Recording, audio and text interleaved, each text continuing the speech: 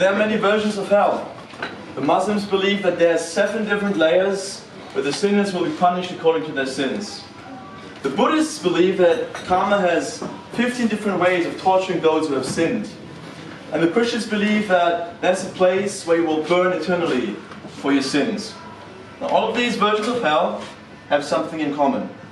You will be there eternally, you will suffer for your sins, and you will scream in agony. So we can agree the place is not a nice place to go to. But I've been there myself and I liked it. So let me tell you about my trip to hell. Dear Toastmasters, my trip to hell started once I entered high school. The doors of hell for me were the gates of my school. Now, I was never popular in school. When I was small, I talked a lot and I was generally very naive, so same as now basically. And she knows it. But I was never popular, but I got bullied a lot. I remember one time the whole class chased me through the building and I had to hide inside a toilet cabin to lock myself up until the teacher saved me. I got belittled, I got bullied, and I got beaten. And that was not uncommon for me. It was especially bad in 7th grade when I was 12 years old. I don't remember much, but 2 things. The first thing I remember is that, someone put a blanket over my head, and that blanket drained the color of life. Made it sad and depressing. Some days I would go to school, and I got bullied, and then I would come back, and I would read my fantasy novels and escape to this fantasy world of mine. It's a great escape. It helped me to flee from the troubles of life and spend time where it's more pleasant, or it's more easy. And the thing was, life had been for that like a long time. My school life was basically like that, and it didn't seem like it was about to change.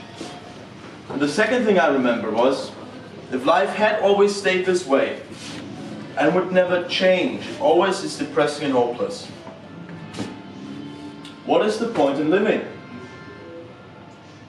When I was 12 years old, I wanted to kill myself. That was my hell. Now, hell is not a nice place to be, but it's a nice place to have been. Hell is not a nice place to be, but a nice place to have been. Winston Churchill said, if you go through hell, keep going. I went through hell, but I kept going, and I'm still alive. Got a pulse, right? Heartbeat? Seems like I'm doing fine. On my trip through hell, I didn't talk to the devil and said, are you enjoying your job, really? Aren't these screams of these tortured people annoying you someday? And most importantly, how can you stand the heat?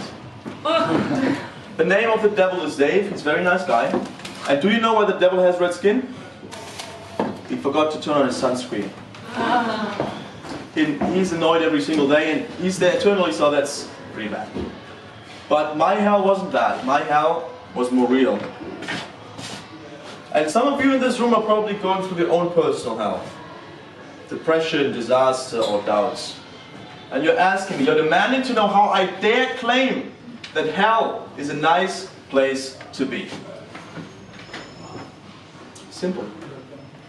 Hell made me who I am today. It made me stronger, more compassionate, and wiser.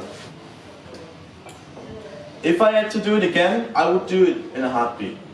If you told me 10 years ago that I could be the person I am today, I wouldn't have believed you. Having 2 friends back then seemed like a dream to me. Viktor Frankl said, those who have a why can bear almost any how. So if you're going through your personal hell right now, keep going, but do it one step at a time. It'll only be an ephemeral experience.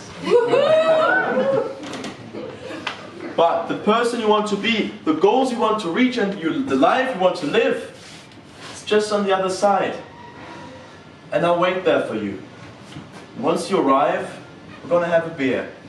We're going to talk about our experiences, about what we've learned, and we'll talk about Dave, and if we liked him or not. And then, when the memory of hell, the experience of hell become nothing more than a faint memory, you will start to believe that hell was actually a very nice place to be. Thank you.